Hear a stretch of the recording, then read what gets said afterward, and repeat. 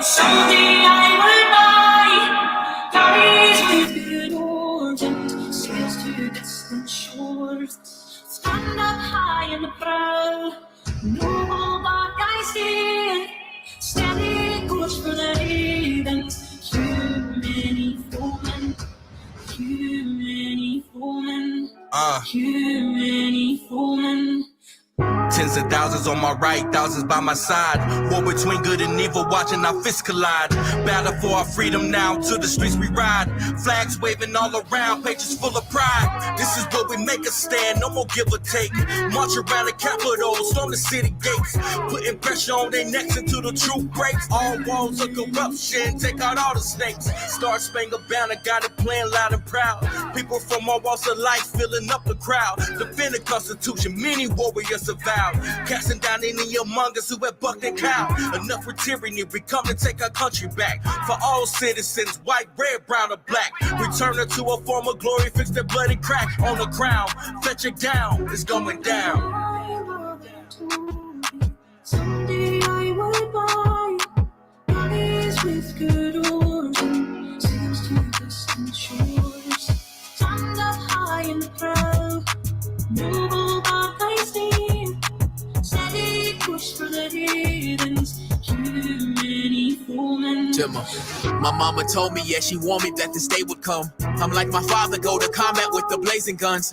I survived that, then I came back to the place I'm from to face off all these haters and the battle in the place I love. You can't break me down, I'm indivisible. You still see my raps if I was invisible. But I'm standing tall, and I spit the truth. So you all appalled, cause you know it's true. They call it freedom cause the fallen troops pay for this. I love this country, doesn't matter how much hate I get. I take my colors in the battle, ain't no wavering. Cause this is for my warriors who marching to the cadences. This is for the sisters working hard on the ship.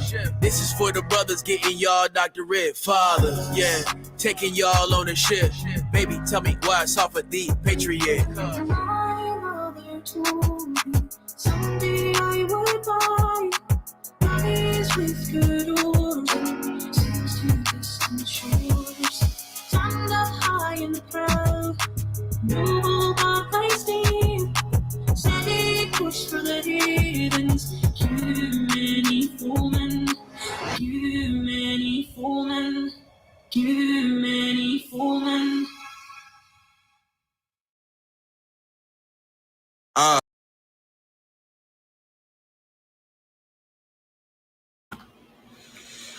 Okay. So I don't have an expectation of a lot of people being here. So, and it's not going to be long. Hopefully, Carolyn will come through. She gets a chance, and come up. But first, just a couple of things I wanted to recap from last night. And I know my son is, not as informed as I'd want him to be politically. But if you notice, the one thing that he kept specifying is he just wanted to be a good person. And you'll see that a few times in the video. What's up, Arthur? How you doing? And that is important to me because of course I don't want him to be a nasty individual. He's not selfish. He's good. He doesn't like to break promises, but that's another thing. Characters, it builds a man. But needless to say, let me get to my point. So last night was great. I appreciate everybody that came through. Persian Prepper, I appreciate you. Trailer, everyone that came through. It was great. BMT, he always supports. That's important.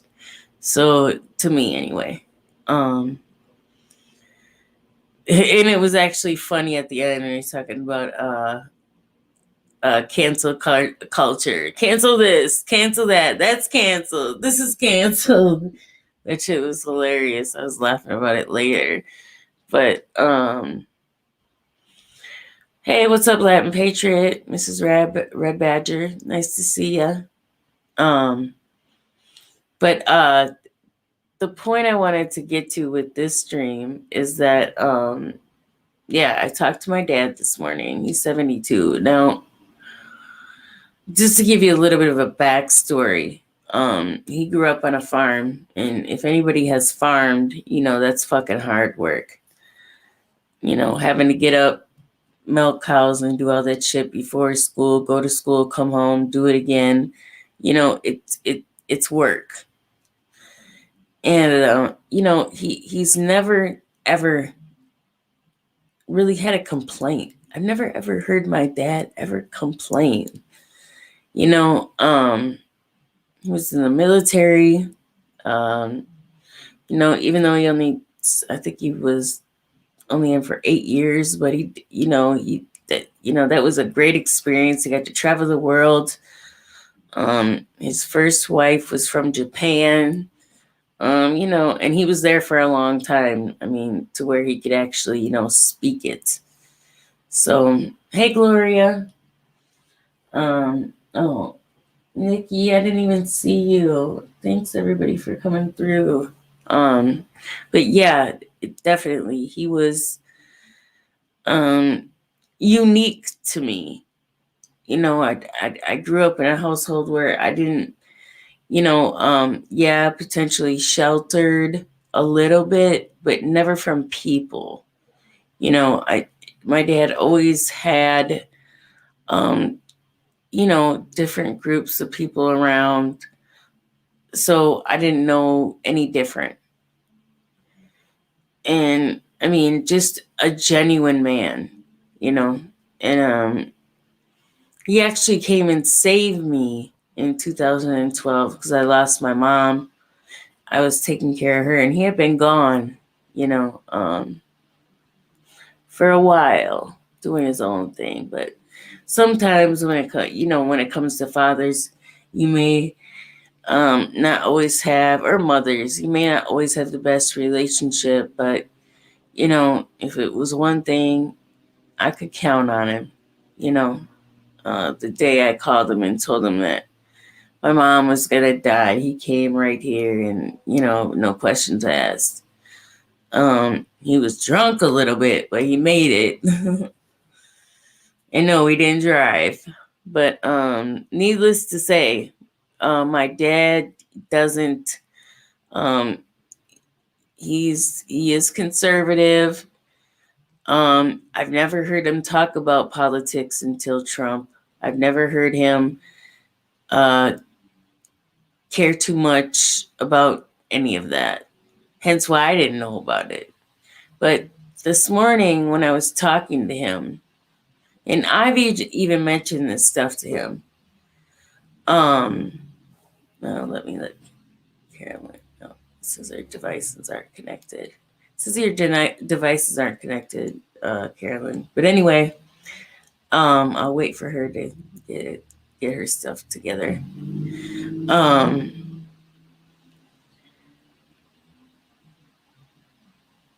What I was getting at is this morning he was actually concerned. Hey, Tinfoil, how you doing, hon? He was really concerned about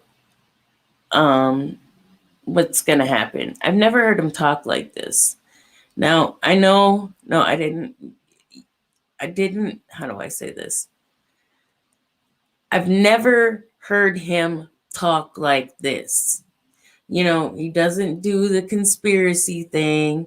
He doesn't, he just doesn't do it. And I've never heard him.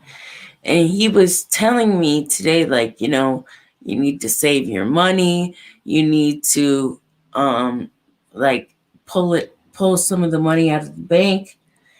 Telling me to get some of his money out of the bank, et cetera, et cetera. Telling me to purchase certain things. And this was awkward. Okay, now my dad is in hospice right now. He's doing well. There has been definitely some good changes. But like I said, he's kind of let me surf through life. Carolyn, you might have to, go out and come back in because it keeps saying device is not connected. I don't know why. If you can hear me. But yeah, he kind of let me windsurf a little bit, to realize that you know, things aren't always what they seem. And we all know when we're young, we are hard-headed and we don't want to listen to shit. So we almost have to find our own way. But it took me by surprise. Now I've always kind of flirted with this, but not necessarily took it up like 100%. But seriously, it kind of spooked me a little bit to hear him in that mode.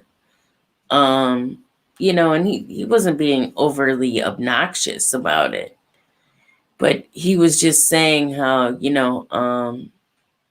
he pays attention to the news. He's watching it every day. He was, just saying like it could be another version of the Great Depression, which I haven't heard. I've heard this before. Let me give you a wrench here.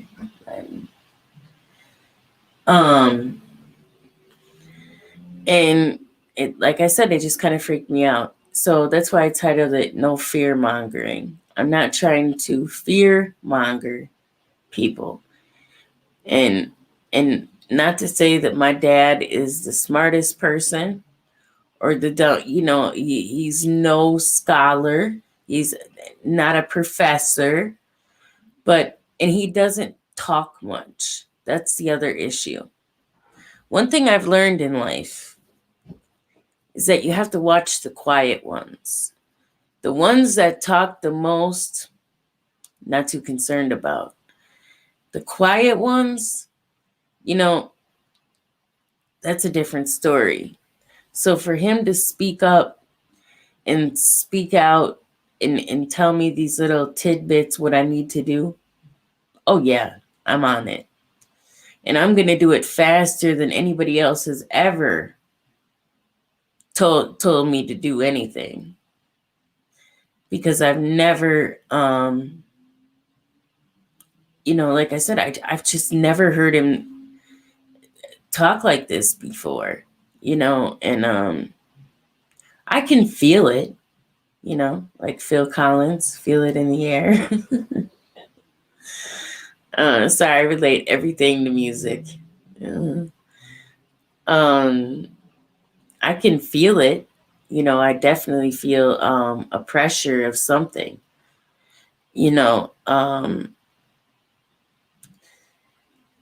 Can I pinpoint the trauma? Yeah, a little bit. I guess my brighter side doesn't like me to go to the ugly side. But at the end of the day, man, I don't know if I can do what he wants me to do that fast. Yeah, Einstein didn't go to, I don't think he had much education. So, hey, Tactical. I'm trying to make sure I see all y'all at some point. Oh, Carolyn, I'll send you the link again. For some reason, it I don't know, it just kept saying can't connect. Now, I will say that my goal is nobody wants a parent in a facility, right? So I don't want everybody thinking that I'm this cruel individual, because I'm not. My dad, I have taken care of him for the last 3-4 years. And it just got to a point where even the hospital, now the VA is good for putting people out. Anybody that's dealt with them should know You can go in there with pneumonia and they want you out the next day. You know. Um. Oh, he is live. I'm sorry. I hate to step on. I don't like doing that. But yeah, I definitely want to take this serious. Now, I have been buying little things. I'm just gonna show this because it's close to me. But it's like a. Can you see that? Can you see that, Carolyn? Yeah, it's upside down, but it's a little fire Oh, starter kit. yeah. Yeah, like the little Swiss fire starter. Those things are awesome. You can use it even when it's wet, and raining, and all that shit, and it kicks off a hot enough spark that it doesn't matter if the wood's wet. Yeah, and it says on it, it's got a whistle, a compass, and then it's got the flint rod and this strike bar. I don't know what else it does, but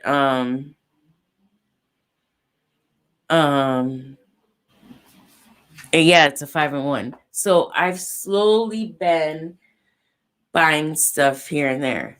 Okay. But Yeah. hey, what's up, Persian Prepper? Buying stuff. You gotta turn your YouTube off.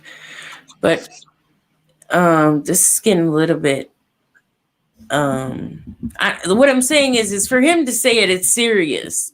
And I know you guys are like, oh yeah, your father, no, I see you, Huckleberry. I see you. I do see you right now.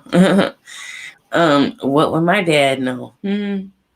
How you doing, Kelly? I'm good. How are you? I'm good. I was going to say you can even use magnesium powder in the worst scenario. They burn pretty good.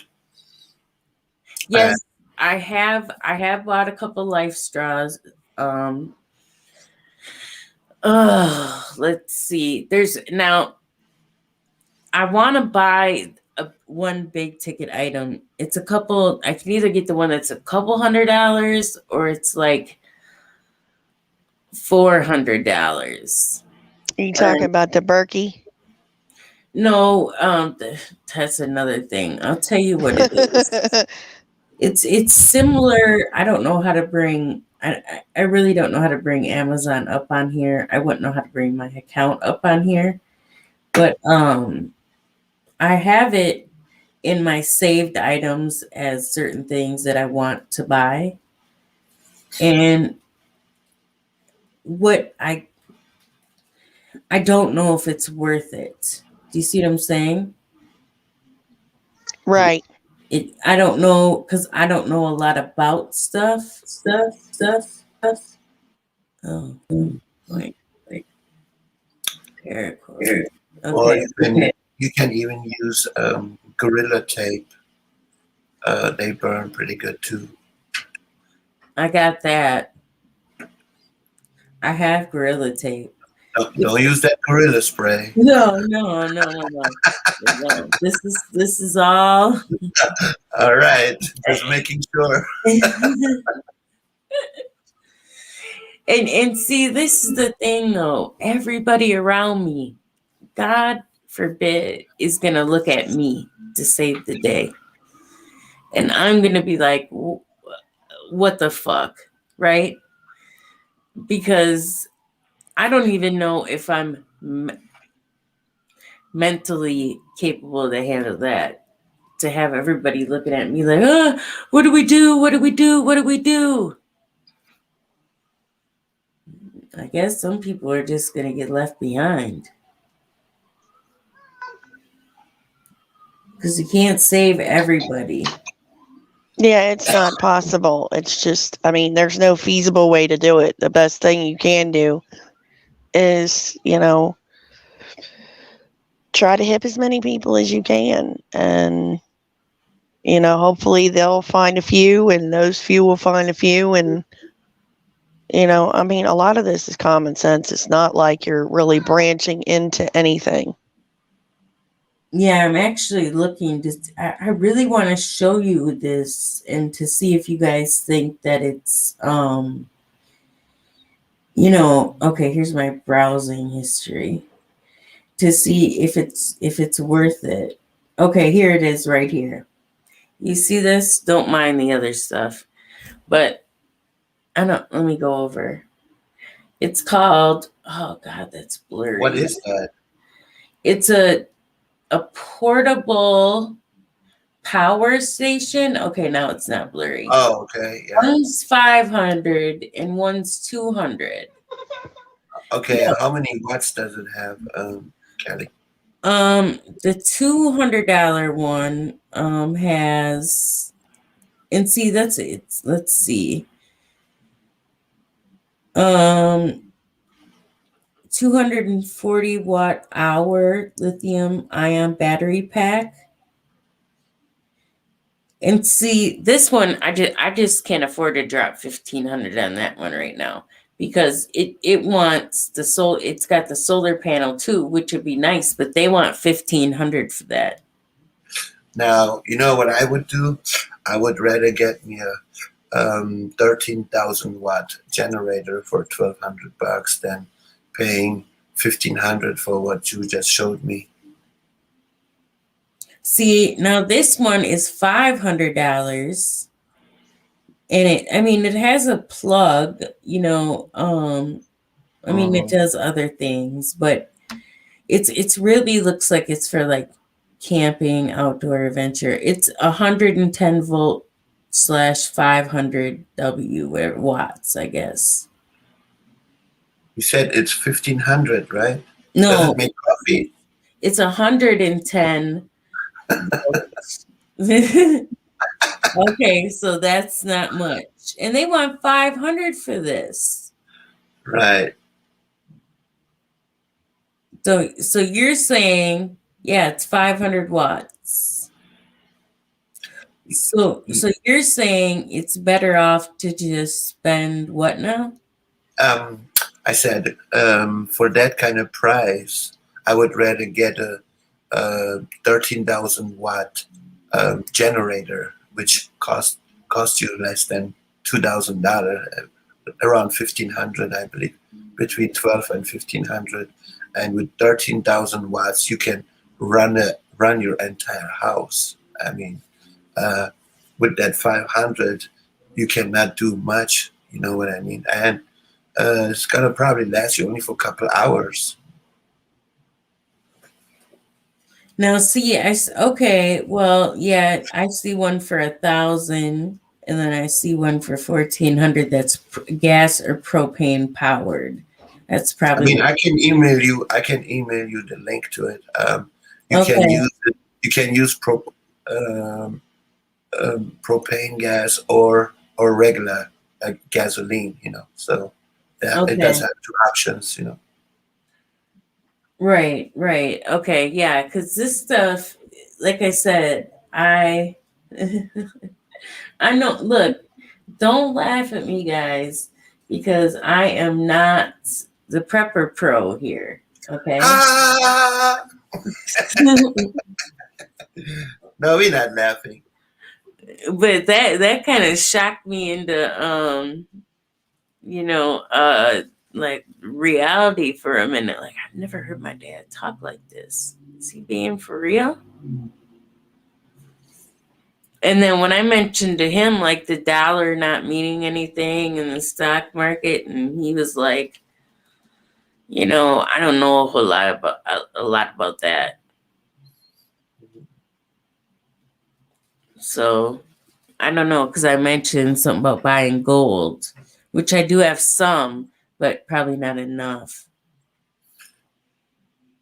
I mean, there's no reason to laugh at somebody. We all being started from scratch. Well, and the thing is, money just doesn't come like that, man. Yeah, it would be nice if I could go out and buy the house I want, buy all the supplies I need. It would be nice to do them things, but it's mathematically impossible right now. That's another thing I wanted to mention. All this prepping costs a lot of money. Not everybody can afford that. Yeah. You can just prepare to a certain point, whatever your budget is. Somebody say, "Oh, you don't have a water container? What kind of prepper are you?"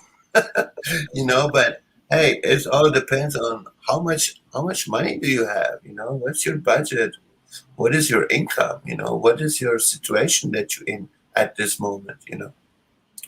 So Well, and that's just the thing. Like even with Maurice, he's like,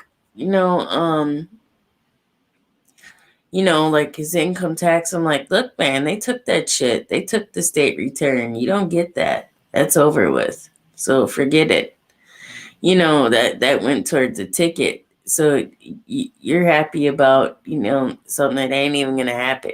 Yeah, a ticket he didn't even know about. He's gonna have to call about it. But I'm just saying, they send you a letter and say sorry, not sorry, but you ain't getting that. And not that it's a whole lot of money, but it's just the point that apparently he had a ticket somewhere, so they're taking it.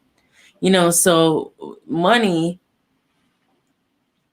I think we, most of us, have trouble with that. And for the people that do have, a lot of money, they're even pinching it. Well, I'm not talking about the Bill Gates. I'm saying for the people that do good, better than middle class. Okay. They're even pinching their money. You know what I mean? Like I have an aunt that does very well, and she doesn't spend money like that. Not at all. Now, if it comes to like, a nice coat in the wintertime, yeah, she might spend money on a North Face jacket, to be warm. But she's not blowing her money like that. Well, I mean, there's a big difference, I guess, in the investing down the road. The, I spent, I don't even remember exactly how much it was for this thing, but the long and short story is I've had two coats that I've absolutely adored throughout my whole, between maybe the ages of 15 and now for, 42. And I spent the interim after 2006 when we had a house fire. Lost basically all of our stuff. Yeah. And I think it was purple silk North Face stuff down parka got burned up. I was so pissed. That was the bestest coat in the whole wide world. It was my color. And I couldn't find anything that ever compared to it until I looked into this company, Duluth Trading. Now, my Okay. cousin got something from them years back, right? They're I've heard of pretty, that. yeah, they're a pretty decent company. So what ended up happening was I looked at some of their coats because when I started working in the newly remodeled freezer section of the back room at Target, like their freezers back there are like when the fans and stuff kick on are like negative 25. And after a couple minutes, you can feel your eyes start to freeze. Yeah. You get icicles on your eyelashes. When you breathe out, eventually the condensation and moisture from your breath breathing out will literally make snow come out of your nose. It's ridiculous. It's cold. Yeah, no, I remember working in the gas station and having to go back in the freezer, and yeah, I thought that was cold, but it didn't bother me so much if I got the fuck away from other people. Well, and that's what the thing was I went and I spent $200 on one of their fire hose coats that's rated to like negative 30. And I've had it since 2006. I mean, you can tell it's an older jacket, but it's still in really good shape because it's made of like that tough fire hose, material. And it's the best $200 I've ever spent because it's paid for itself every single year that I've ever needed it. So, I mean, when you put the money forward, even in the long term, it does, a lot of items do pay for themselves. It's just a matter of investing it smartly, I guess is the best way to put it. Right. And on the flip side of that, my dad also told me that, I needed to be quiet and that I shouldn't, because I was telling him how I'm like, okay, fuck it. This time go around, I'm hitting the pavement. It, even if I know some people have the idea that it'll still be cheating and blah, blah, blah. And I get that. But I feel as if I didn't do enough work the last time. And this time, if I'm going to do anything, I'm going to make sure that I get into the lower income communities and pass out the information. I'm in the two biggest counties. I have, which is killing us right now, but that's another thing. It's like between working on credit, trying to buy something, combining, because really it's useless to be paying rents in two different cities. It is. And two different places, two of everything. I mean, yeah. And we can't afford it. You know what I'm saying? It's like, yeah, we're doing it, but that doesn't give us really no room. You know what I mean?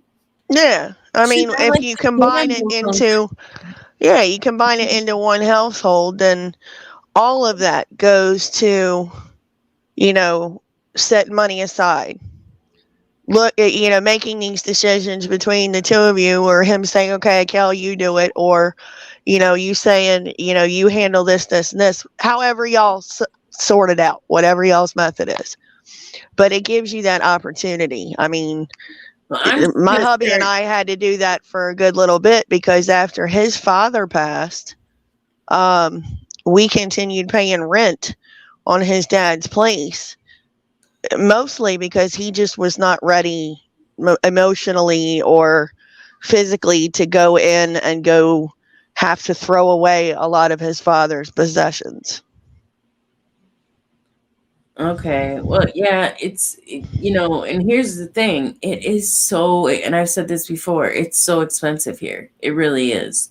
Yeah, you can get maybe a cheaper place to rent in Milwaukee County, but as far as buying actual property, the property that you would, want is not going to, and I'm not even saying like something extravagant. I'm saying just to get out of the city. I mean, it's so. The traps are there. I get you. I get what you're saying. The traps are there. They make them traps for a reason. It's so unreasonable, and then trying to work it around his job so he doesn't have to go more than 30 miles a day back in it.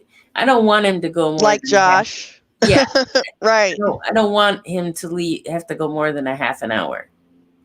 Yeah, I mean, ideally, that was one of the luxuries of being able to own your own vehicle, was because it was necessity for most people, that didn't live within like walking distance or to be able to ride a bike to their job. But, when it's, shit and frozen ice potatoes out and there's ice everywhere, you don't exactly want to go out there trying to ride a bike or really walk. It can be very, very dangerous, but, I mean, there's a lot to it. We could mentally masturbate the pros and cons all day, but I mean, in the end, it sounds like your dad had some very, very pondered and long thought upon, words and seeds of wisdom to pass along to you that, certainly made an impact. Right. He doesn't, my dad barely, okay, he's very quiet, like I said. He's an observer. He's an internal person. Yeah, and even at the place he's at, the nurses tell me, "Oh, your dad is so nice. He doesn't complain. He doesn't." No, you're not gonna get that out of him. And he has a lady across the hall that is screaming all the time.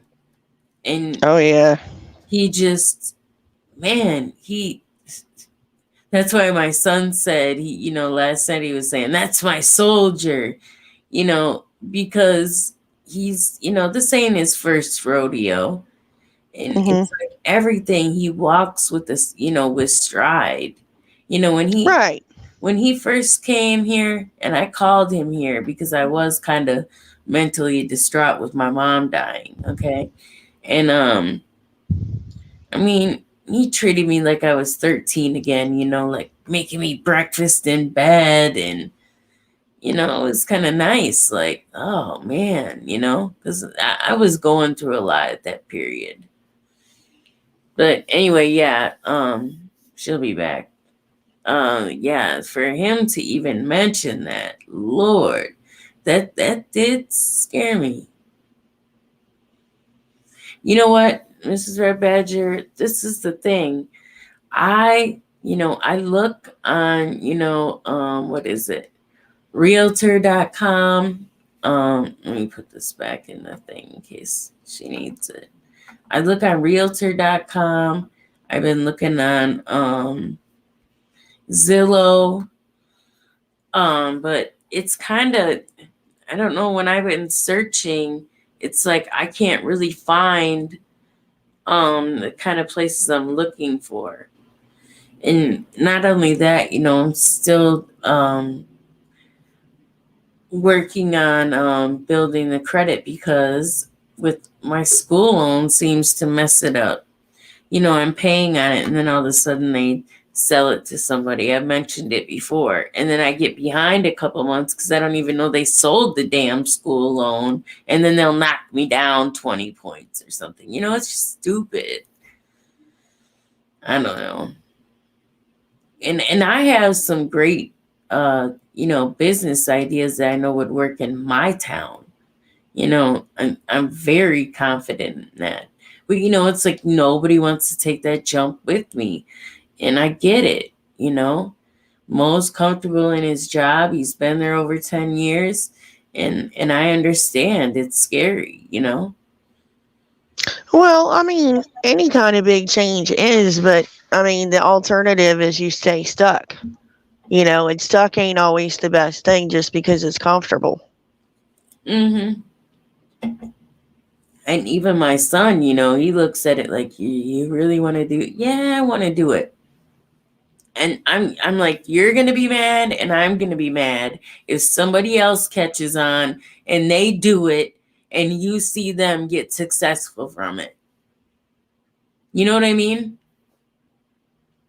Like, imagine it's prime location, nothing else is there in that location, and it's a top seller.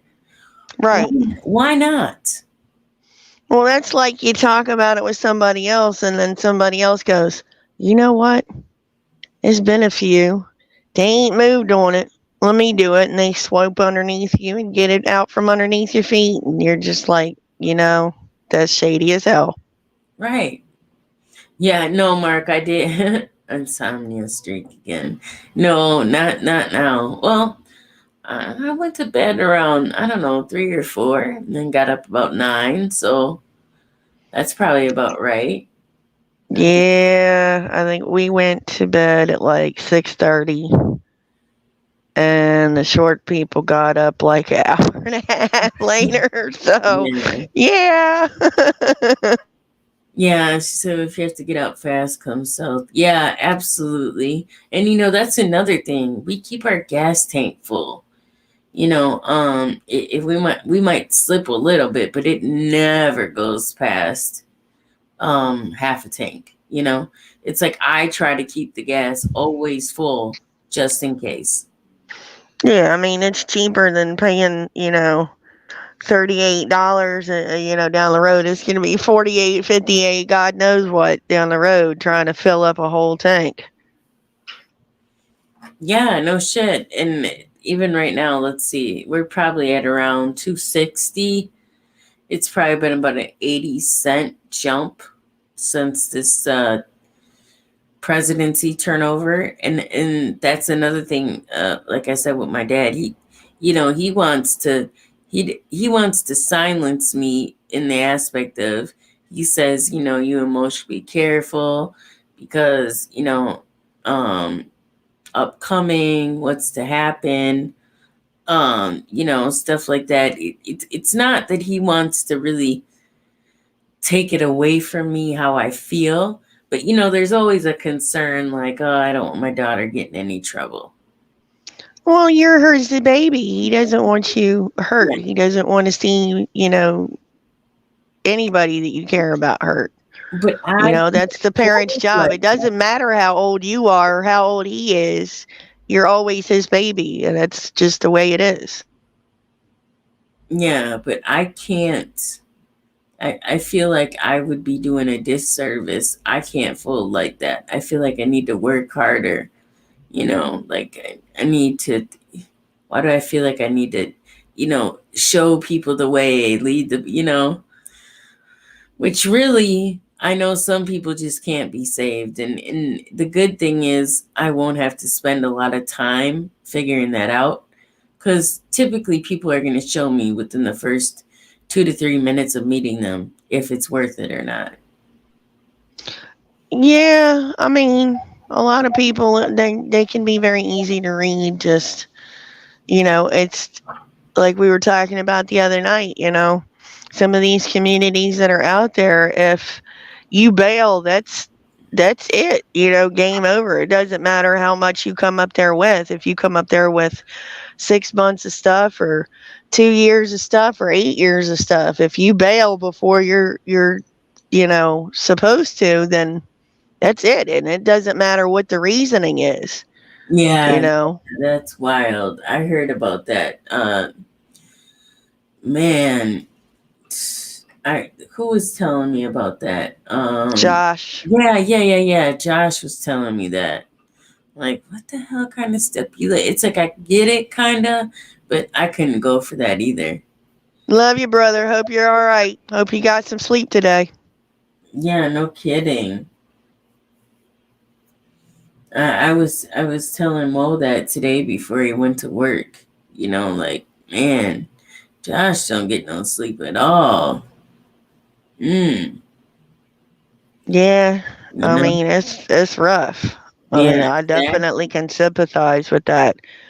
When I was doing the security gig, I lived 55 miles from my job, and then I spent the job driving all around the beltway around DC, into the edges of Baltimore, into the edges of Frederick, Maryland, and out into like Arlington, Alexandria, and Fairfax. And that's a good piece, Mm-hmm. driving for the night. And then, it wouldn't be a thing for me to drive 300-400 miles a day.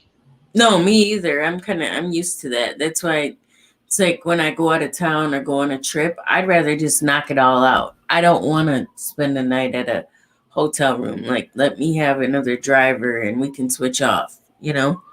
I mean, I've been able to go to Chicago and back in a day, like 2 times, 3 times, I think. So Minneapolis, I drove.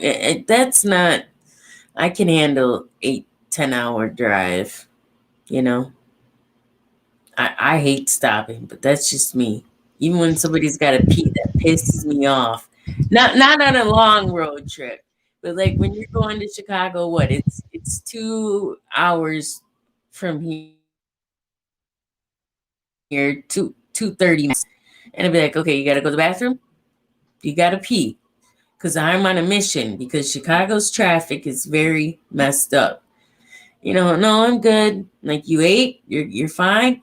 Then you get on the highway and it's like, man, you gotta stop. I gotta pee. See? Nah, you You better get know? a bottle or figure out how to straddle a cup. Like, We you're are gonna on the road stop. and not stopping. It ain't happening. Yeah, we had a unspoken rule when my cousin and I went on those kind of trips. Is even the short ones, is particularly the longer ones. You didn't use that letter of the alphabet. You were not allowed to use the letter P, because it would turn into this whole mental thing where that's all you could focus on was the letter, and then you had to go and just no. Yeah, well, at some point I did want to get my CDL. but I didn't do it. Shit. Not that I couldn't, but I think I don't think I would handle that well now. Well, I mean, trucker deals with a lot of health issues with being on the road like that.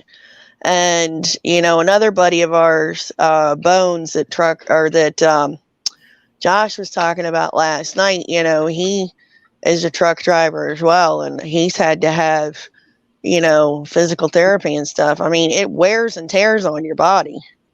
No, I know. And But my dad has a problem with holding his pee now because he held it for so long driving that he can't now.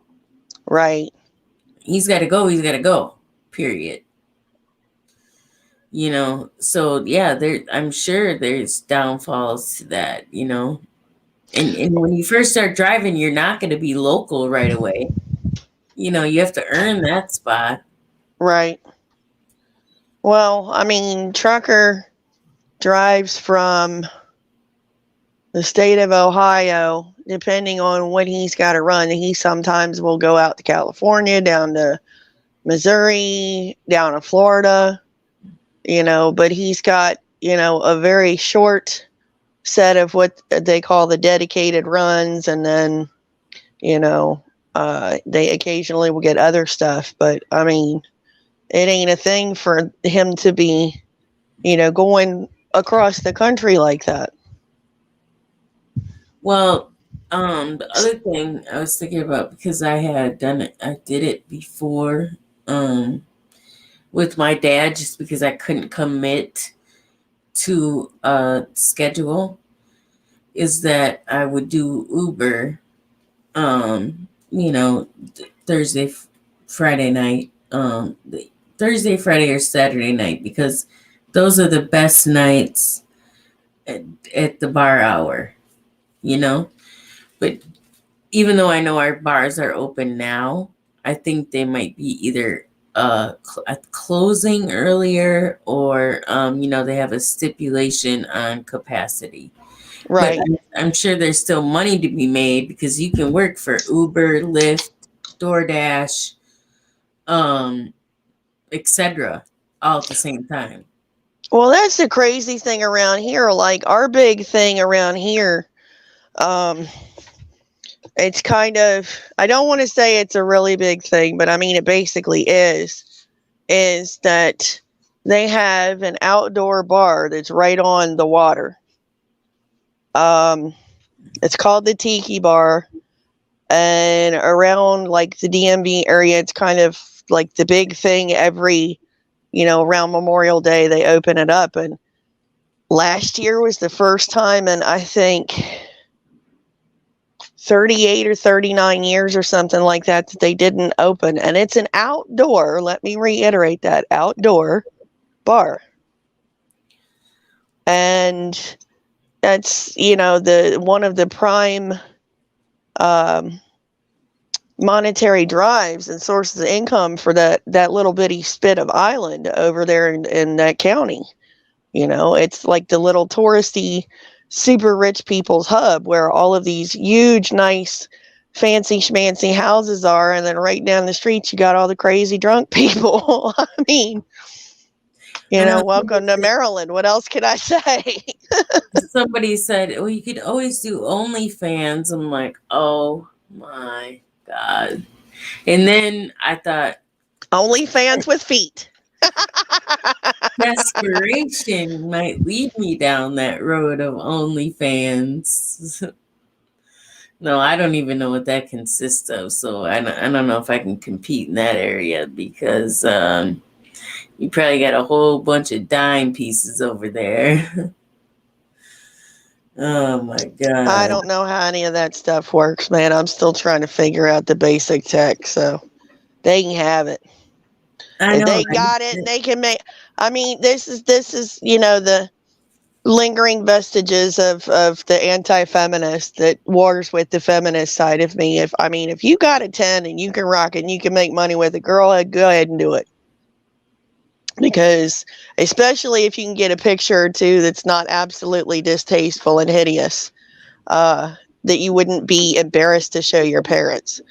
you know, to just for a memory, like the little old lady from Titanic. God, wasn't I hot? One of those kind of things. If you can do it, Yeah. go for it, and if you're not hurting anybody, your self-esteem is good and you don't feel ashamed, it doesn't, um, it's not psychologically traumatic for you, do it, you know?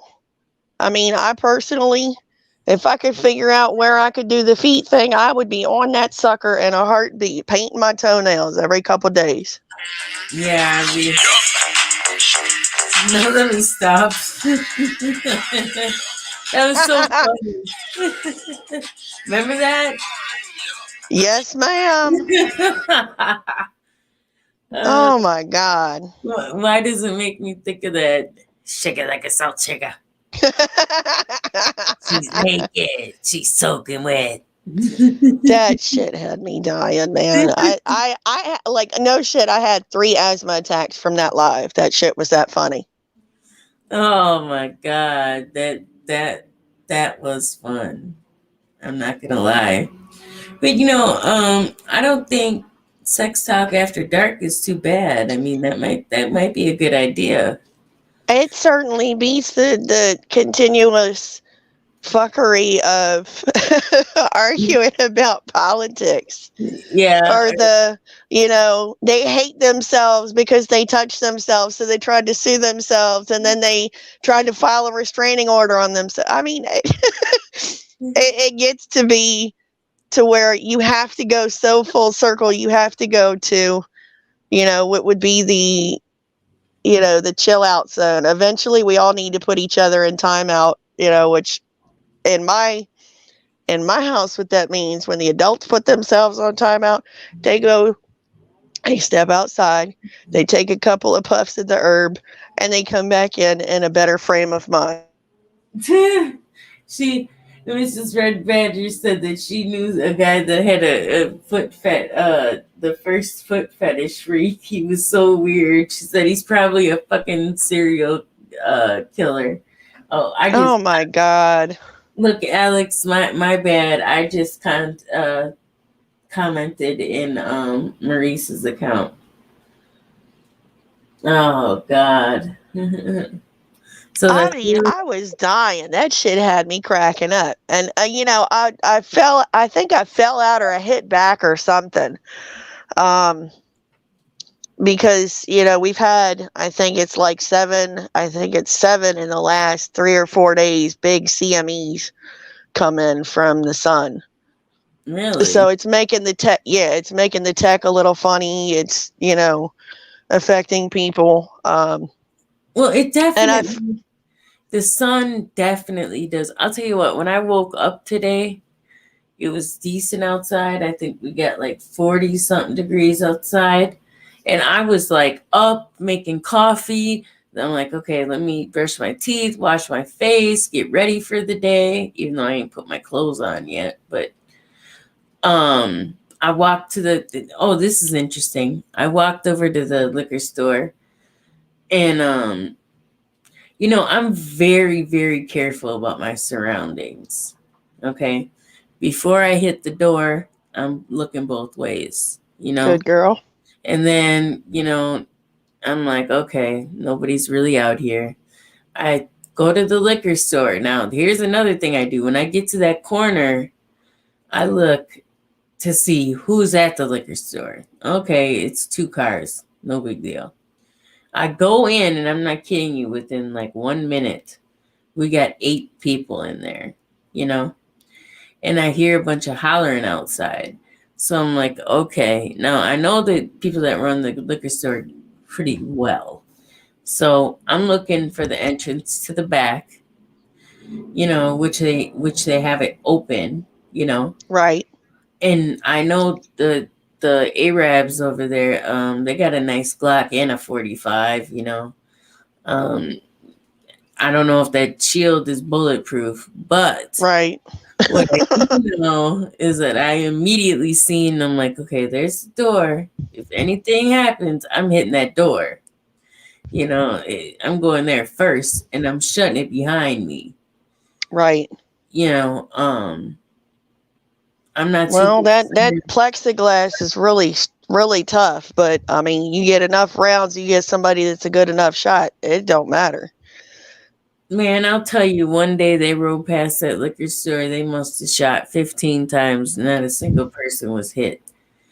You know, so that'll tell you.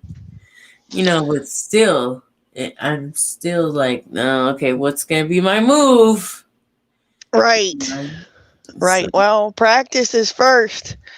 If you got it, I recommend it with anybody. If you can't find somebody that has, you know, a good bit of training that can teach you, then find them before all this shit goes wonky crazy, you know, and I mean, because a lot certain of things the have been taught already. It's just it's a how do I say it? It's like a reboot per se.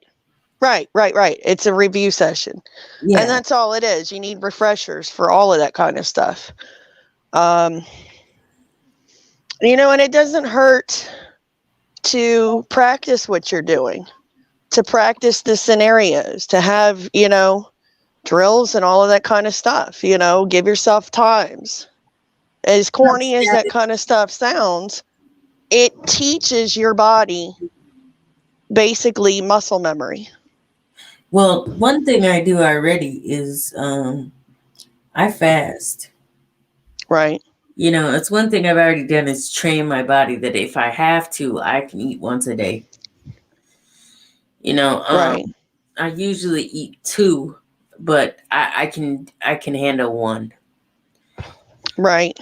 And the other things like yeah, I've been taught to, kill deer. But like you said, now something I don't know how to do is I don't know how to that shit always went to the butcher. So Well, and that's the fun thing is there are videos out there. There are how-tos. There are instructionals. Um, I dropped a link in the private chat. It's I think maybe like a 5.5, almost 6-minute video where she talks about. She's one of the channels I follow, okay. and she talks exclusively about what it means to, utilize what's in your yard because most people do, unless you're in Arizona or, maybe the Gulf Coast or South Florida where, your whole yard is rocks or sand. Um, most people do have a lot of, indigenous wild food that is right there in the yard. Well, yeah, and I'm gonna start. See, my aunt always goes and buys tomato plants and does it that way because she doesn't Hmm. want to start from the seeds. I get it, whatever. But this summer I'm definitely gonna well, as soon as I can. Well, you could probably start doing some of that stuff now, and I In mean, the you and I house, have had yeah, had in a the few house, talks about simple propagation off of the food that you already buy. yeah. You can take potatoes and plant potatoes. You can plant onions from the onions, and have your own onions. And basically, as long as you don't forget about them, they repropagate themselves. I have a friend of mine that's another hippie chick, um, that I've known for probably, God, 22 years now. And she went and she started growing mushrooms because they favor Italian dishes. So she's got her own tomato plants. She's got her own uh, small patch of grain stuff to make her own pasta. She's got veggies to, throw in with it. I mean, it's simple stuff that really you only need a small area to do it with. And there are a lot. God, I can't find what the hell I'm looking for. Sorry. Um, Yeah, well, my question is this: like, there's never been like I said, we have a huge lot garden next door, and they're very friendly with giving what you want. But that's I don't want to depend on that. I just want to have my own thing. But if I go in the back, a garden has never been done out here before. So it's like, I'm going to have to rototill. I'm going to have to, I'm going to have to get the ground ready for that. You can't just plant stuff and, okay, I hope it grows. Correct? I mean, I'm going to have Well, to there's a couple of different methods you can do. I mean, a lot of people that I know, if they, are in an area that's got a lot of really crappy, rocky, ground and stuff, they'll do, the above ground raised beds and stuff. No, it's good. It's good. It's good. It's good soil out here. Right. But, in terms of like the speed to do that kind of stuff, where in the hell? I'm sorry. Okay, keep it moving. So if, one of the methods that Josh was talking about that, I've tried and I have more issues with it because I'm allergic as fuck to hay. But you can use the raised bed method where you do the hay and you grow the food out of the hay. And that's fairly simple. I mean, hay is pretty cheap. It's easy to come across, for most people, and it doesn't take a lot to really mess with. I'll definitely be Look, if somebody shows me how to do something, I know how to do it. I watched YouTube to switch out my reserve tank in my car for the radiator. Go ahead. So if I can watch it and learn it. Okay, thanks, Gina. Appreciate you. Shout out to the chat room. Definitely. If I can watch it, I can learn it. So that's not, I guess my biggest concern. And the biggest thing for me is maybe the neighbors' animals tearing it up. Their dogs. Oh yeah. So I'd have to put some type of chicken fencing. wire, something around it. Well, I know a lot of folks, if they can, people don't always think about doing it, but a lot of people that do the prepping and stuff, they'll add an extension. Basically, they'll create their own little room, fenced in room off of the backside, whatever side of their house gets the appropriate light or what have you, exposure, whatever. And they'll just, do it around that way to where they don't have to have it inside because they want to do a good little bit. And I mean, it takes a good little bit of commitment to do it that way, but you have more of the security of having critters stay out of your stuff, with the exception of maybe a bunny that's going to try to tunnel underneath of that stuff and get into your shit. Well, yeah, that's just the thing. Like, I don't know if, I can. Well, hopefully it'll keep them out. That's all I know. Hopefully my plan will, keep them out of there, Right.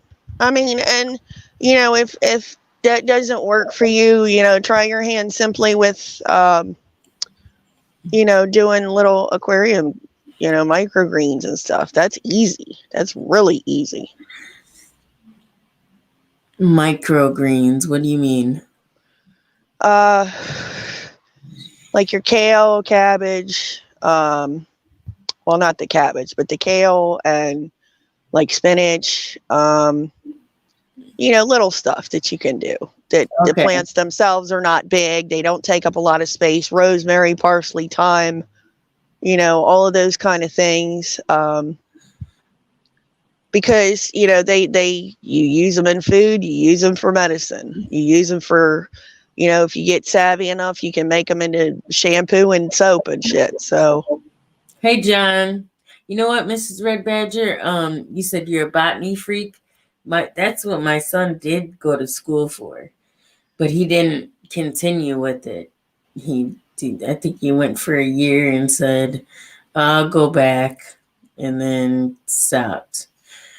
But I mean, he's much better at keeping stuff alive than me. Every time I've tried to even plant a dang flower, it's like it comes up with weeds. It's like, what the hell? I think I tried a radish one year. It was like epic fail. But I was doing this. Let me say, I was doing this on my porch, which I shouldn't have really done that in that area because the heat bangs so hard right there on that porch all day. That side of the house.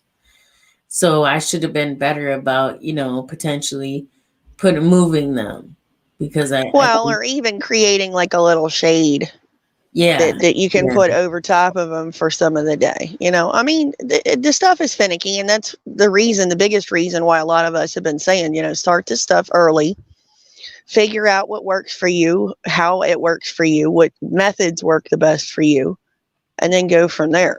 I mean, you only learn through failure what truly works, unless you're just that one lucky asshole out there that goes, I tried it the first time and got it, you know? And particularly if it's not something you're used to doing. Because, fixing, as you said, a reserve tank is a separate entity from trying to grow something. yeah, absolutely. And I saw the Berkey thing that everybody is talking about, and it's a little costly, but I think it's worth it. It's not too much.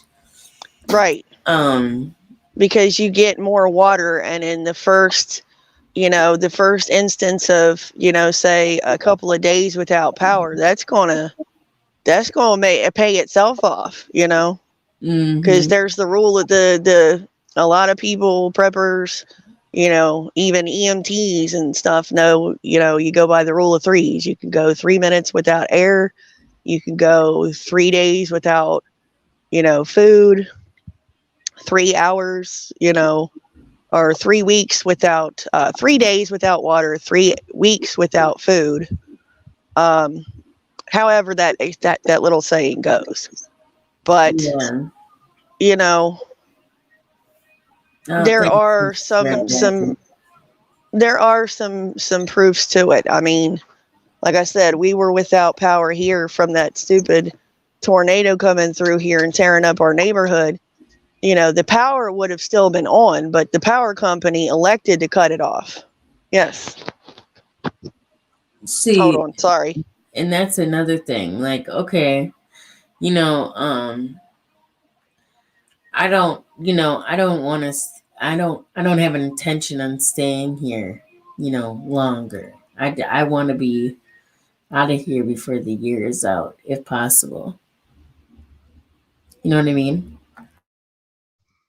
I definitely do. And it sounds like your family's property is nothing.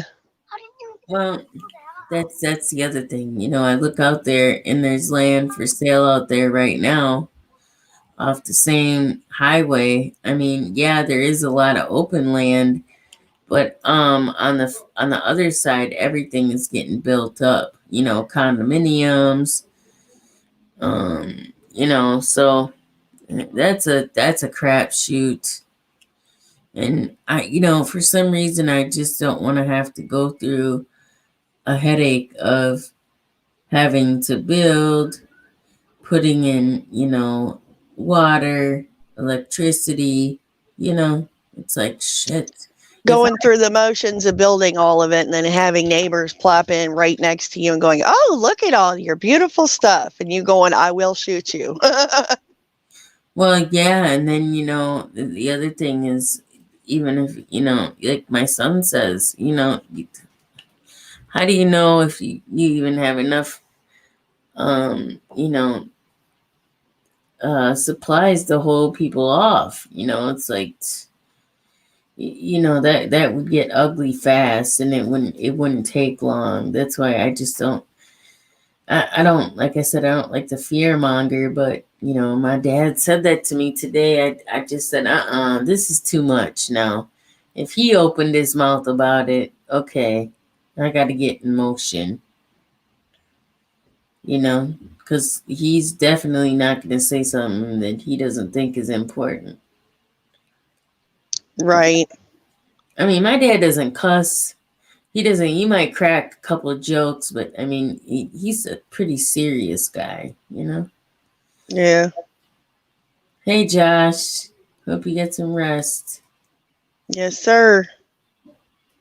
Mrs. Badger is Mrs. Red Badger is giving me hope. She tells me she has faith in me. Amen. I do too, man. You And smart cookie, and you've got a lot of good people around you that are supportive and knowledgeable, and that definitely will help in the long run because, you know, many of us have already tried and failed, and, you know, a handful of us have succeeded in ways beyond others. So, you know, there's a lot of value in that. absolutely, I have to change the subject up real quick and laugh about this. So, Lady Blah Blah had her little precious puppies stolen, and Yeah, I saw yeah, that. she was having a fit. It sucks that the dude got shot, you know. But shit, I would have handed over them mofos. Here, you can have them. And a $500,000 reward. Really? Like, you know, Did she help out Texas, though? That's what I want I to know. know. It's like, do you know what you can do with fucking $500,000? Really? And, you know, that's the part that angers me. You know, look, I will stay poor because I believe in supporting each other. Okay? It's kind of like the food chain. I call it the money chain. I think it's important to keep money moving. If you like, you know, different, I've explained this before. You know, it's to me, you know, the money circulates. Mo doesn't keep, you know, all his donations. They get, you know, they get paid forward. You know, and it's interesting how this works, and I'm always been a believer. Hey, conservative patriot, Kellyanne, no, nice to see you guys. Josh asked me what I'm learning, but I'm learning a lot.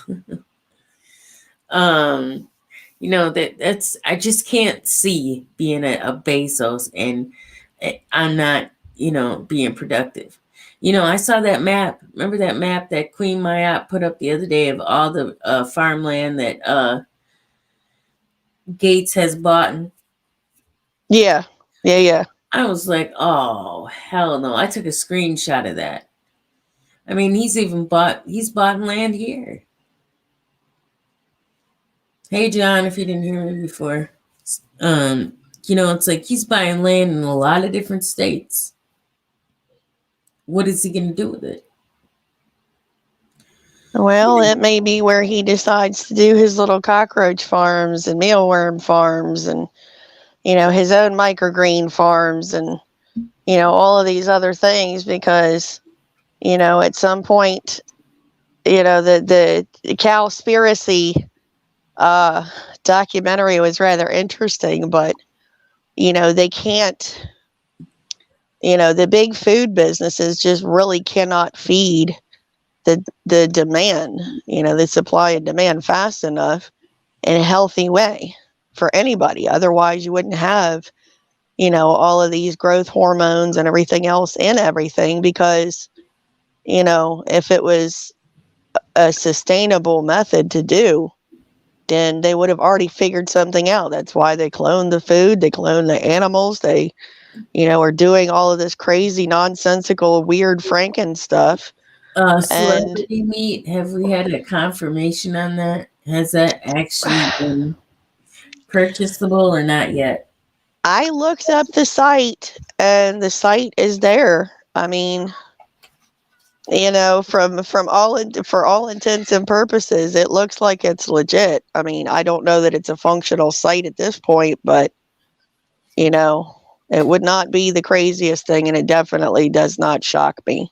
I mean, they It's always, just another one of those weird things that it's like, there are going to be weirdos that are out there. They're going, I'm eating Lady Gaga. I'm eating Jason Momoa so that I can be part of him forever. I mean, it's crazy.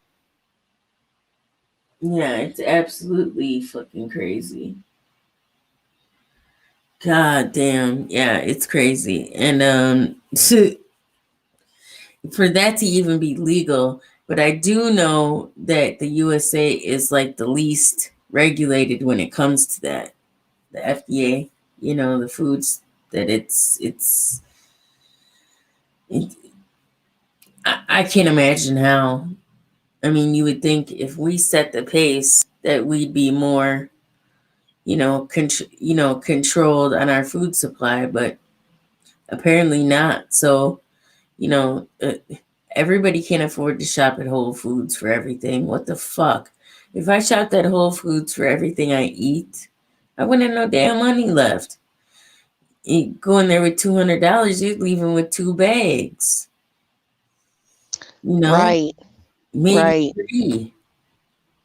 Well, and I mean, for a lot of people, they'll tell you, I can spend $60 and have the meal, the meals and the stuff that I purchase and what have you when I pack it and prepare it and all this stuff in the little compartments, breakfast, lunch, dinner for 14 days on that amount of money and have it stay. Oh God, man. Yeah. I mean, some of the things that I go and get from the organic store, like the aloe drinks and different things that I will grab from there, but I can't fully shop there. Hell no, I can't shop there. Mm-mm. You know, and then I was looking online this morning. They say that Biden has passed that, what was it, $1.9 trillion package. Yes, ma'am. So they took out the $15 an hour, but now they're agreeing to another stimulus to make the full $2,000. Is that correct? I would not be surprised. I was looking into the information about the third one and how they were going to try to jigger it to where, there was a cutoff for what the maximum level of earned income was going to be, and that it was if you made above a certain amount, then you just did not qualify for one. And it makes sense on paper just reading it from the basis, because it's basically saying that everybody that's on the lower end of the middle class would be likely to qualify for it and get it. When they say that, I can't even. Okay, so if I add the numbers, I technically would be considered middle class. What the fuck? No way. This is not what I would call middle class. Middle class to me is someone that can at least be a homeowner, at least have one decent, nice car, be able to, have access to enough food. I'm not saying an unlimited supply, but you know what I mean. And then, yeah, right. People with kids are getting $3,600 per kid, and then here's the thing though. This is the scariest part to me. Two things. Well, obviously, where's the money gonna come from? Okay. But the other part is like, this is like coming in for the kill to me. You know what I mean? Like a mental Yeah. mind fuck. Like, yay, we're gonna keep giving you dumb fucks this money, and then everything's gonna get cut off, and you're gonna be so goddamn stupid, you're gonna go blow it all. Like the money's gonna keep flowing, and then when you're fucking broke and you don't have shit other than your big screen TVs, your new car, et cetera, then we're gonna hit your ass. And then what the fuck are you gonna do? Well, and I mean, it goes to, most of the people I talk to, it's getting the things that you need for the vehicles you have down the road, like extra brakes, extra tires, you know, um, batteries, getting, you know, handfuls of little spare parts and stuff like that to keep on hand. Um, you know, doing more preps in the areas that maybe they have been lacking or putting off. Things of that nature, things that are, you know, shoring up and potentially adding to either your bug out scenario or adding alternative plans to your bug out or bug in plans, that you're gonna stand your ground and defend your ground and this, that, and the other. Well, at that point, it falls to, what kind of defense do you have? What kind of, cameras do you have? Bear traps, whatever. No. But having those things in place and having, a big enough community that can come together down the road that, everybody's going to come to that one, area, and everybody, it's easy to take out, two people, but it's a lot harder to take out 10 families. You know, it's silly as fuck to me to think somebody making over 150,000 a year. Well, I guess it would depend on where you live. Well, still 150,000. I mean, that's good Right. I money. mean, where you live, um, because 150 grand a year is a different scenario if you're talking about New Mexico versus, New York or California or Seattle or, any of those places. It looks different. It's a different scenario. And then it goes to home ownership. It goes to how much of your shit do you have paid off? Do you have, as some of the folks that we know do, do you have 100 pounds of flour per person, 100 pounds of sugar, and pasta per person, rice per person, X amount of water per person, X amount of canned goods per person. And that's All of those pieces go into play. and that's just going to be unrealistic, especially for people, city people. What the fuck are they going to I don't even it just, when I picture it in my head, I picture mayhem. That's Well, all. it always kind of made me think of, the a cross scenario between I Am Legend, Escape from New York, and The Walking Dead, kind of all combined into one, and the Terminator. If you're in the city, you got to create your little kill box, and whoever comes into your space, that's where you got to throw down at. Shit, the stupid motherfucker already tried to break in downstairs to the pantry wanting food. It's like, okay, good thing the dogs were down there barking. They do serve a fucking purpose. And so I always tell Mo, I don't want a fucking ankle biter. That's a useless eater to me. Give me a Doberman, give me a German Shepherd, give me a pit. I'll deal with their fucktardness. It as long as they know their job. Yeah, I mean, and we were talking about that the other night. Like I said, a lot of the specific, like the terriers, the little breeds and stuff like that, they're good at, catching. Specifically, we're bred to catch like rats and mice, and even to some degree, small game. So I get, it depends on what kind of ankle biter. Like if you've got a beagle, if you've got a, something in the hound family, that's going to help you to hunt. But you got to be able to train them. You got to train them properly. Yeah, the pit bull, he's probably just gonna kill it, and it's just gonna be demolished. So I don't know how much, eating out of that you could really get. Well, I mean, we had neighbors that had, oh my God, why am I going to forget it now? Rhodesian Ridgebacks. I don't know if you know what those ones are specifically. They're the You kind said of golden looking labs with the crazy line of fur that goes the wrong way down their back. And that particular breed was bred to help hunt lions. Oh, good job, Callie. Yeah. Oh, I watched a little documentary the other day that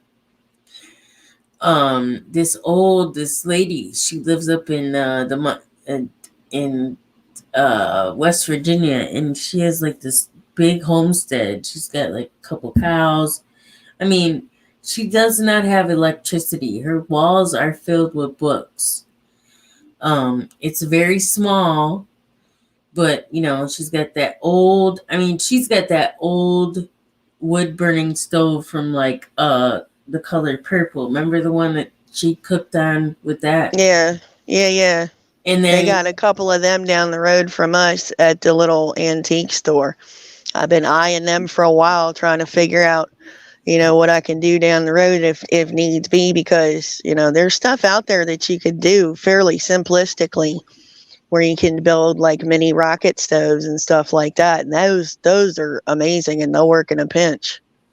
I've got another buddy of ours that's built his own brick, basically barbecue oven in his backyard for his scenario. So yeah, that's a good idea, but you obviously can't do that in the frickin' city. I put a fire pit out here. As soon as they smell something cooking, you're going to end up having to shoot somebody. Right. Well, and that's where you go to the I thought first about route. a little propane cooker.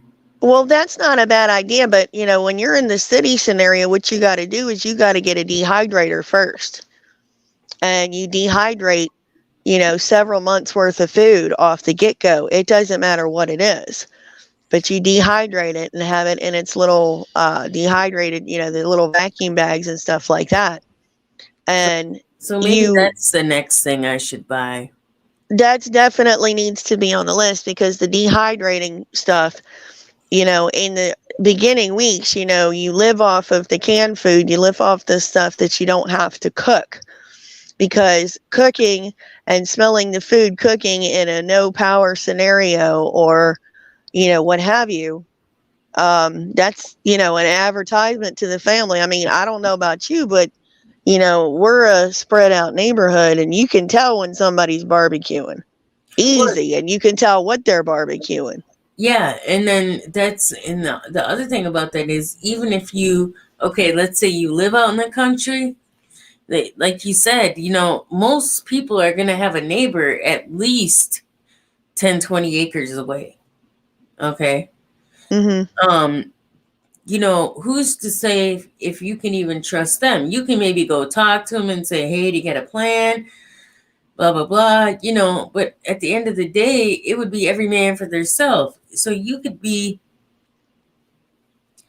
a potential, either way you go, you're a target. You may be safer.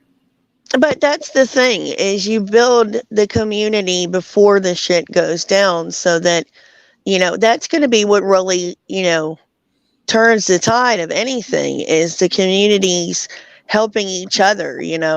You work with each other. If this one's short on this thing or this one's short on this thing, you call each other up, you trade off stuff if need be.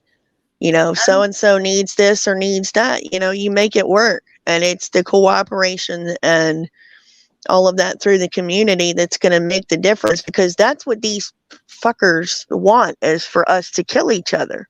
I know. I'm looking now, John, to see if it dehydrates.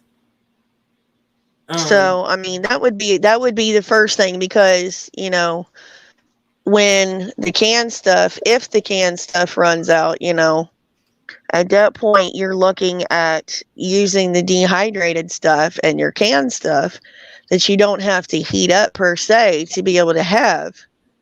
And that keeps you under the radar because you're not going to smell, dehydrated food indoors outside.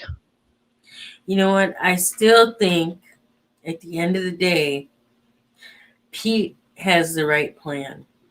It's the only one that I've heard that seems um, feasible in a way to potentially survive. Because I get it. People do not want to leave where they're already comfortable, you know? But at Yeah. the end of the day, if you don't have a fucking army, you're fucked, man.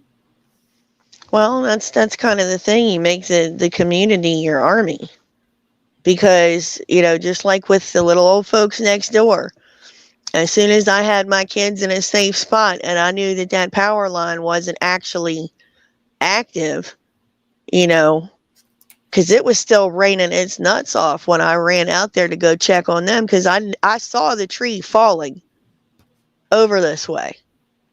And, I ran next door after I knew that, shit had been, the kids were okay and everything else.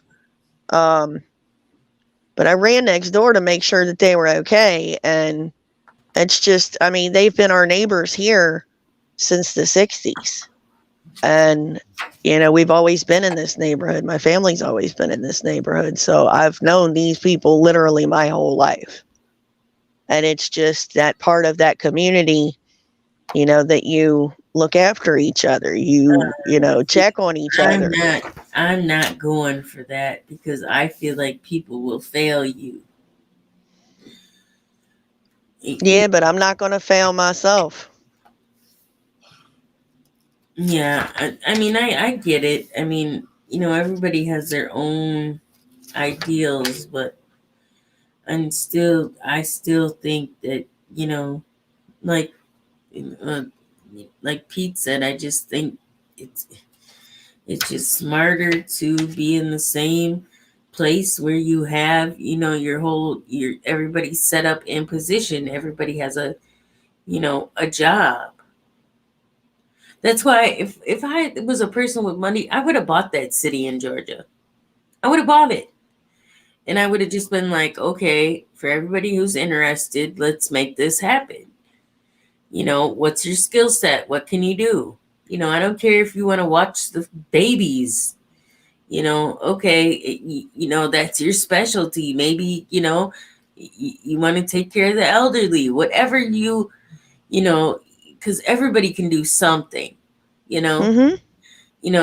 I think that's silly that, nobody even did it. Nobody did it. No, and nobody will. That's insane to me. A whole town right there for you. I mean, I offer, and it was my idea. I came up with this idea, and I said that to everybody. But it don't seem like that anybody is interested of doing that because everybody thinks, everybody think he's tough, he's Rambo, he can take care of himself, he don't trust nobody. And let me tell you something else. Trust is one thing that will bring this country down because you say, oh, I don't trust nobody. Well, let me ask you this. When you move to a new neighborhood, do you trust those people that you move in? No, you don't. So when somebody says, oh, I'm not joining you because I don't trust nobody, well, then rest in peace. Rest in peace. Well, and I guess it too depends on what your particular skill set is. I mean, if you've got the, ability to kind of ninja move throughout the landscape and stay moving, you're going to be a hell of a lot harder to get a hold of, and people, I mean, a lot of people, can certainly, it's been proven that people have been in, very atypical scenarios where they've been stuck for up to a few weeks without access to food or water in like a hypothermia situation and they survived. I mean, we are adaptable for a reason. No, absolutely. But my concern is that, you can have your little community set up. You have 4 or 5 trucks pull up in your community that are all military trained. You're ass out. It is what it is. 'Cause Well, and I mean that's a possibility anywhere, but I mean this area is chock full of veterans.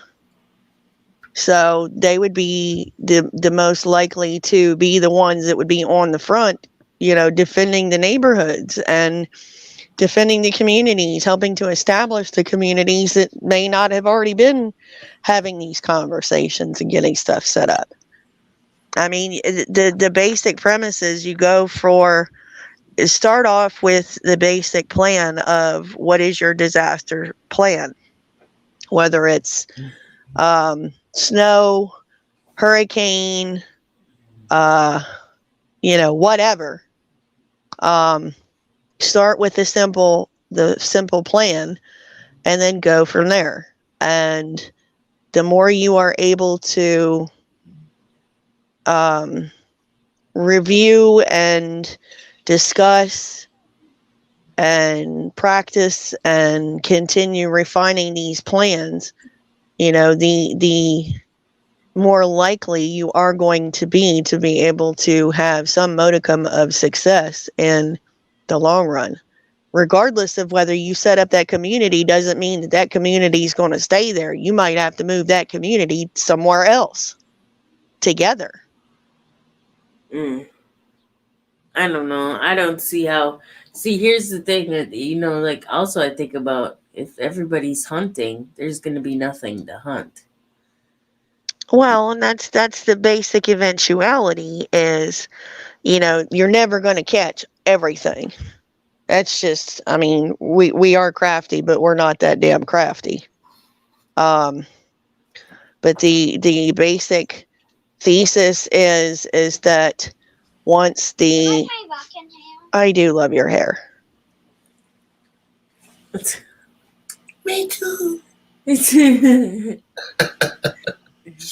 Sorry, they are being they are doing the most and extra today. So the going thought is once they utilize the what's in their houses, then they go on and they utilize the the game and all of that kind of stuff, the fish, whatever. And it may have lasting effects going forward to whether or not you're going to have anything left in that area, because that's going to be an eventuality. And that's where, the different methods of preservation and stuff like that, not just a pantry, but, dried goods. You've got canned stuff. You've got, your dehydrated stuff. You've got the canned food, and whatever else at that point you can grow to repropagate and continue filling your supplies with whatever you're growing. Yeah. Yeah, Mrs. Red Badger is saying yikes for another reason that I'm thinking, but I'm like, yikes, period. Kelly, I had this subject on my channel, and a lot of people are not willing to leave their property because they love their property more than they love their own family. That's the expression I receive from certain people. So I don't, you know what? I don't think it, you know what I think it is? I think it's a partial part of the brain that thinks it won't happen. like they say, oh, do you know how hard I worked for this and that? Well, we are in war, my friend. I have, my family has left bigger land than you ever can afford in your life, and big house, four luxury cars, big business. We left all these behind just for freedom. I mean, you really need to think about this. What's what does really matter to you? Your freedom or material things, you know? Well, I've already lost, both the hubby and I both ironically have been through house fires and lost basically everything we had, with the exception of our family. And, you know, I guess the best way to put it is once you go through losing everything, your shit really doesn't matter at that point, in Yeah, all honesty. me too, and I'm very basic now. Like, if I make the thought in my head right now, like I could, if I was to run away today, I don't give a fuck about 95% of this shit. The important stuff I could put in this one suitcase and be on my way. I don't, I don't hold on to things like that. Now that's a spirit, Kelly. Yeah, I don't. I Um, mean, you gotta be Yeah, willing to leave all your shit behind yeah, if needs meet. And, fuck how many years you've been trying to save it or keep it, because in the end of the story, is any of that going to help you get from A to B faster, or are you going to be able to just go? yeah, yeah, yeah. exactly. And, I don't, like I said, I don't care about quote unquote stuff. I don't have anything that is so, how people are like, oh, I got to keep this card that I got from my daughter from 1996. It was Yeah, important. yeah. It's like, man, fuck that. Who cares about that bullshit? You sound just like some of the people I've been talking to. Oh my God. Like, I Yeah, don't give a and that fuck is about that frustrating to me, Kelly. That really pisses me off. I'm like, God damn, are you serious? card. I mean, I am a very sentimental person, but it has taken several instances of, in my opinion, God teaching me your shit doesn't matter. It's in your wheelhouse. It doesn't matter. It doesn't matter. You have what matters in front of you. What matters in front of me. One of them is currently playing a game. I've got one playing in the bathroom, the other one playing with my hair stuff. So it is what it is. That's what matters to me. Right. Yeah, exactly. That's what I've been trying to tell people. I'm like, uh, you want to tell me your land is more important than your child? You want to tell me your house is more important than your wife? I don't understand. I mean, uh, I have lost I have lost a lot in my life, but hey, I'm still standing on my feet. I lost a house in California. I lost my business in Texas.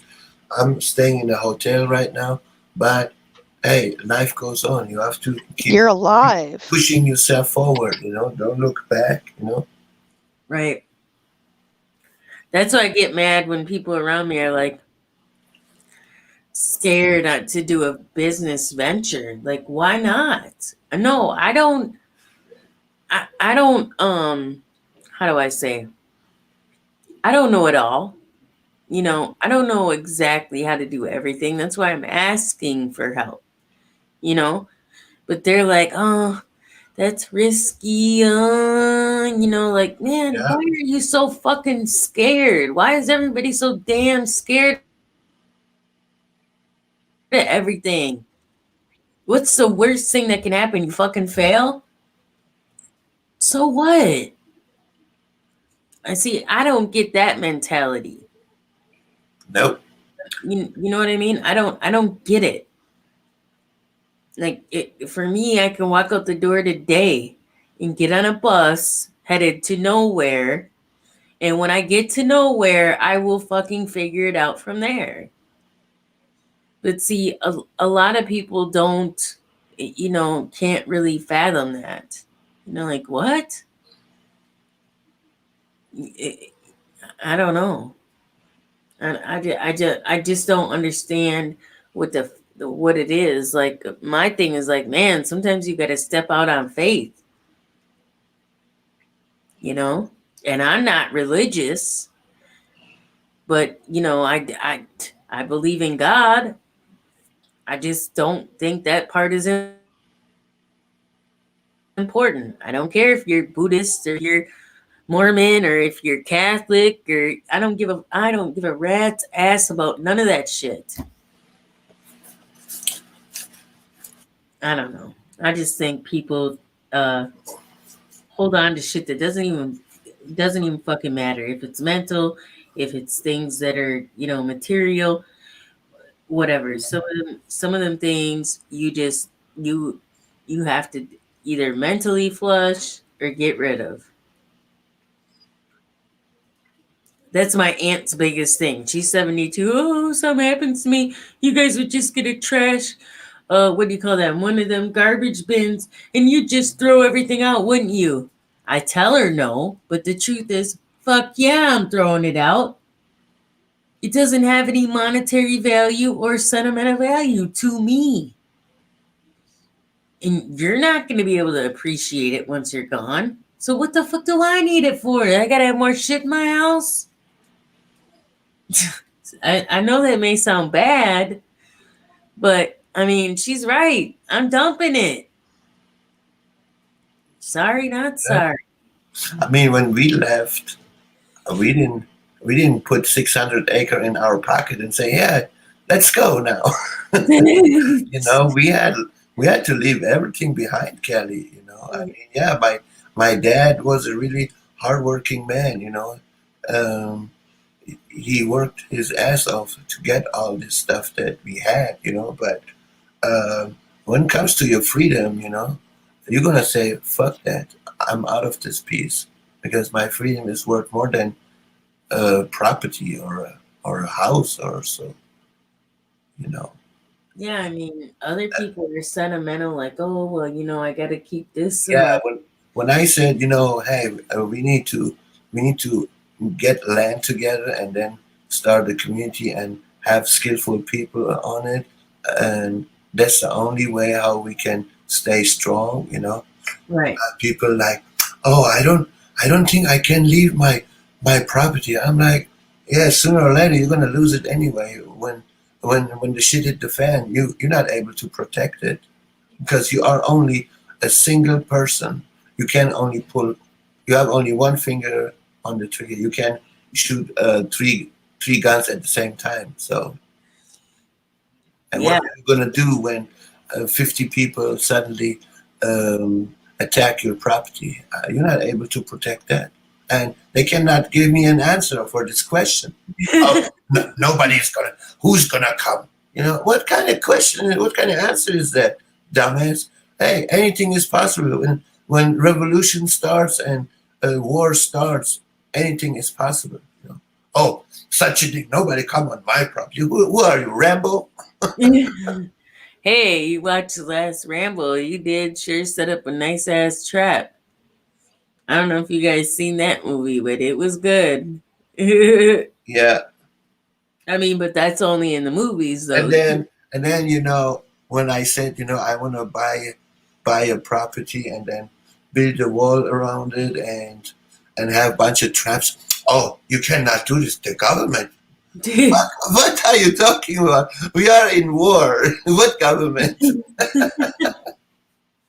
I don't know. Sometimes I feel like people are not really focusing on the right things, you know? um, yeah, I feel you, Mrs. Red Badger. I guess I'd probably try to have something set up if that was the case. Like, fuckers, you ain't getting it your way. I'll go out on my own. Thank you very much. But I don't know. I guess people have to pick and choose.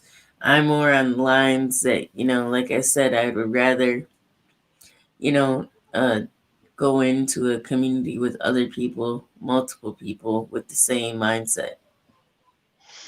And you know what? Right. Another thing is, you know, time. Time is ticking, you know. There is no time right now to sit and argue. Right now is time to take action. Because building a community takes time. You need to, if people really want to do this, they should have done this. They should be already on their way and doing it.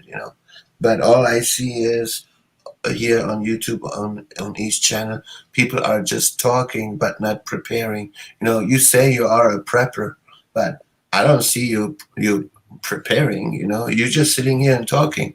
Everybody on each channel I've been so far, they've been just talking. I haven't seen that anybody said, yeah, let's organize, let's have a plan, let's have a communication. Nobody talks about this kind of stuff. All I Well, hear. there's only a handful out there that are actually doing it because Right. Not too it many keeps are the willing to do serious. It's literally, you're going by an old model. Serious applicants only apply. it. Mm. Mhm. Absolutely. And I just, this is new to me. I mean, yeah, I've heard about, the shift thing a few years ago, but I didn't really, pay too much attention. This is the first few months that, I've been hearing about it. I probably say 6 months total. Um, that I've really been, thinking about it. So, here I'm buying little things here and there, I guess not trying to avoid the major purchases, but damn, I hate to, it's like, I don't want to do what I gotta, empty out my bank account to buy, all this stuff where I haven't even, it's like, oh man, that discourages me. But I guess you do what you gotta do. There are very thrifty ways to get around a lot of that kind of stuff. In all reality, I mean, I know, You can't get you around know. the generator. You can't get Well, no, but if that's something that you're looking at as a big purchase down the road, what have you, wherever, you may be able to, at some point say, okay, well, I don't need this, sell it off if you can. Put the money where you can, get what you can for what you can is the best way to put it. And utilize it literally, get to a minimalistic kind of situation. Yep, see, OnlyFans it is. That's the only option. Oh my God. Do not feed the beast unless you're feeding it feet. Let me stop joking. Oh I my. don't know. I told you what I told my friend that has, the severe social anxiety issues. And, she's just definitely not a people person at all. But she's great with planning and organizing and all of that kind of stuff. And I was like, there are other alternatives where, you're your own boss, you set your own hours, you don't have to interact with people. All you need is, something like um,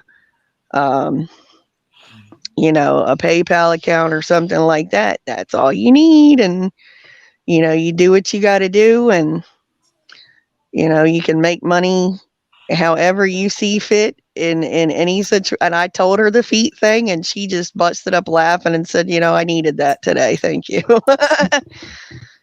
Shit, So, PayPal, I can't even trust them because they didn't even, like I said, I bought them t-shirts and I don't even know if they gave the money to the seller yet. I gotta send him an email today.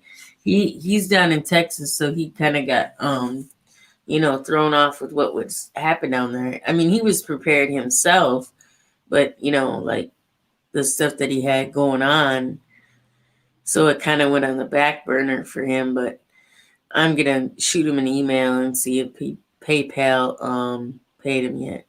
hmm And yeah, he says he used all his unemployment money for. Yeah, I feel I you. mean, a lot of people are doing stuff like that. I mean, and, they're using all of the stimulus is for this, that, the other. Like I said, people have been trying to downsize and compartmentalize their stuff to get rid of it because, why do you need 6,000 DVDs of movies worth of, stuff like that when you can't put all them in a backpack because you're going to be needing your first aid, your meds, your, basics and stuff like that to hit it and get it. They might use it as ninja stars. Well, that's what I was laughing. I said, what are you going to do? Are you going to, throw DVDs at them or what? I mean, come on. That's why I said only in the movies I see people pulling out knives and throwing them and they hit them dead in the eye or dead in the throat. It's like, Well, that's practice. how the hell do you get that good?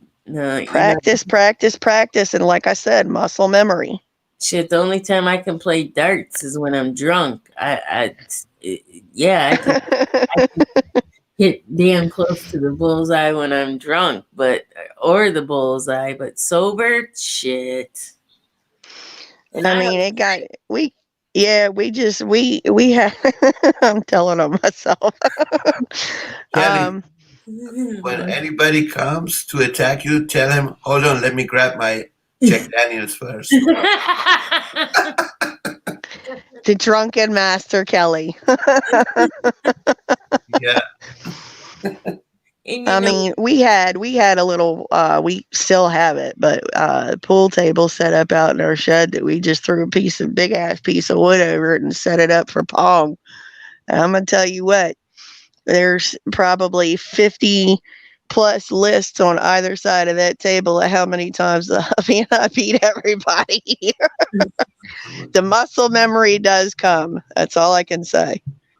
Oh my God. I'm like, shit, I'd be in trouble if it came to having to throw a knife at somebody and hit them dead in the throat. Shit.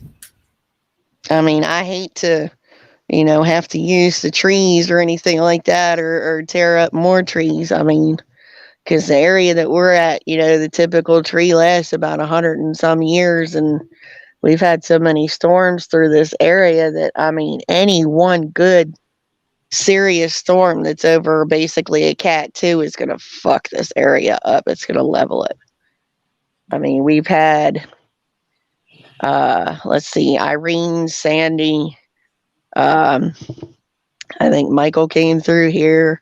Part of Harvey came through here. All the shit, this last year came through here. It's just that we always joke that the M in Maryland is for magnet for shit weather. So, damn. I wonder if the hurricanes become stronger as they were last year or the last time, since the winter was so bad this time. That's typically how it is. It seems like that's how it is. The stronger, the milder season you have, you may have a lot of storms, but they're not going to be as intense typically. It just really depends on what they put, how much effort they want to put into, the cloud seeding and stuff like that to feed these storms. Because, just for example, and this is in memory, this is in most of us' memory, the Hurricane Dorian sat for how long? They don't do that. Not naturally. And, on my channel, I've got probably 2 or 3 different videos of days and days and days of them just blanketing the sky off the coast to feed that storm. Pete, didn't you say something about, I think I saw a title saying something about a storm. Yeah. Well, there are three Arctic blasts on the way, but right now there will be a lot of flooding be in the East Texas, Louisiana, Mississippi, and Arkansas and Tennessee area, and tornadoes are gonna be on the way, and hurricane season might start at May 15th, a little bit earlier as expected. Yeah. I can see that being the case. I mean, Yeah. they've got the big guns ready for this year, and in all honesty, Mother Nature is pretty well fed up with us. So, it's game on, kids. That's all we can say is, have your shit ready to go. Pretty much. Well, I appreciate you guys coming on here. Thank you for everybody that came by. I really am fortunate enough to have you guys' support. So it's nice of you. Hey, Moose Man. It's my pleasure, definitely. Anytime, Kelly. Yes, and I will probably catch up with you guys a little bit later on tonight on YouTube somewhere in a land far, far away. I'm kidding. But have a good day. Hey, stay on here for a second while I end the broadcast, just for a minute. Okay. Thank you guys. Thank I truly appreciate it. Love y'all. And Bye. God bless. God bless.